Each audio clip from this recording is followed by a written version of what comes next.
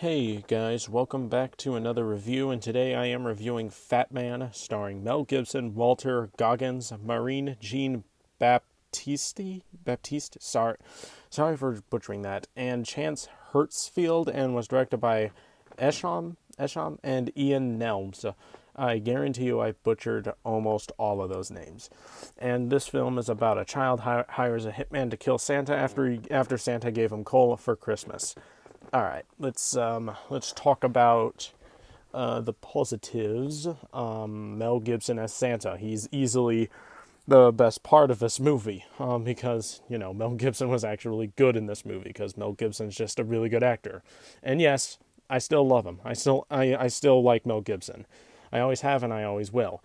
But he was really good in this movie. He's definitely the highlight.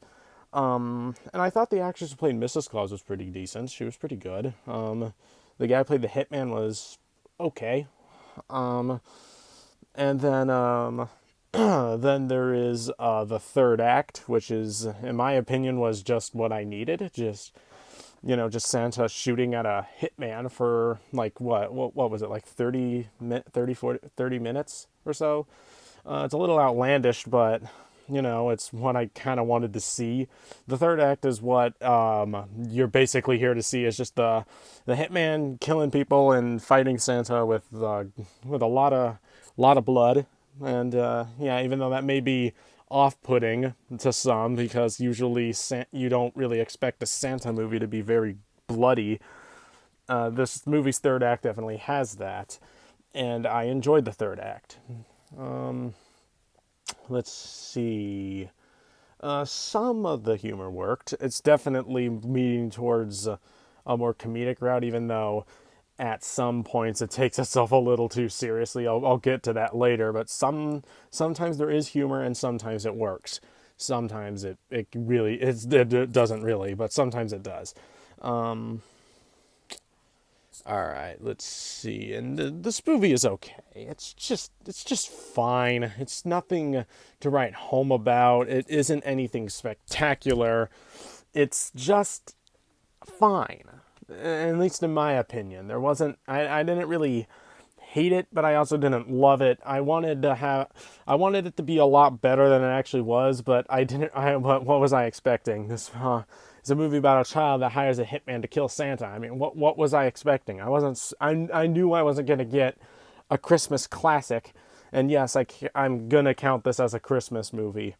But the reason why I'm reviewing it, one, it's a new release. I haven't reviewed a new release in a while, so I figured I should. Even though I have seen a lot of new releases, I should probably start reviewing every 2020 movie I've seen, but there's still some I want to check out. But remember, can't see them because they're all on Netflix. And I don't have Netflix anymore. I've made that perfectly clear. But, yeah.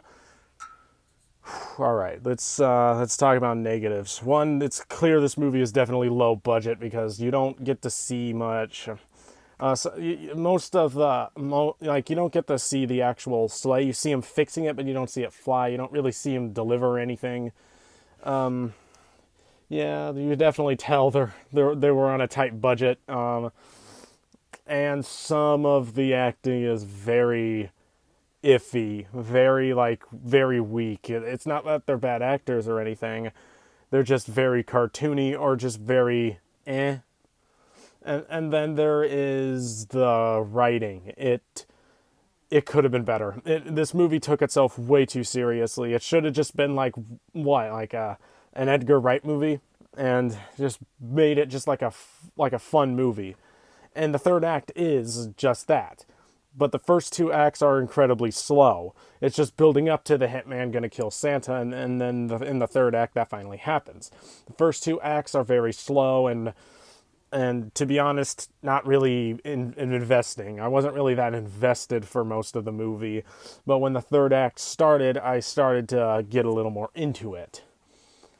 All right, what else to talk about? The only thing I really talk about is that the writing could have been better. It's definitely it's just a run-of-the-mill movie. I don't even know if this even came to theaters. Was this a new release? Was this a new release, or was this a theatrical release or a straight-to-DVD movie? Because if it's straight to DVD, or maybe it's an indie film. I think it's definitely close to an indie film.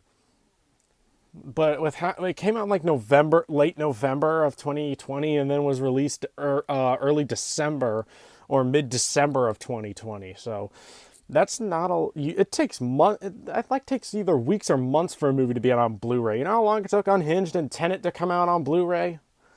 Oh boy. Haven't seen those yet. Going too soon, but when I do, I'll review them whenever when the Christmas season is over. But I haven't seen Tenet or Unhinged yet. I'm excited to though. Hopefully they're way better than this. But this movie isn't terrible. It's watchable. It isn't awful. Get that? I want to get that straight. It's just okay. It's not good, not bad.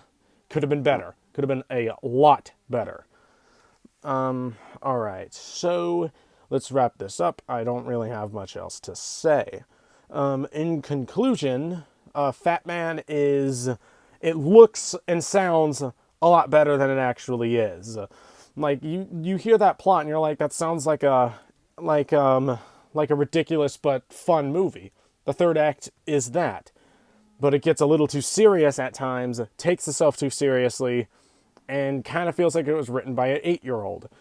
I'm gonna give Fatman a C+ and is okay.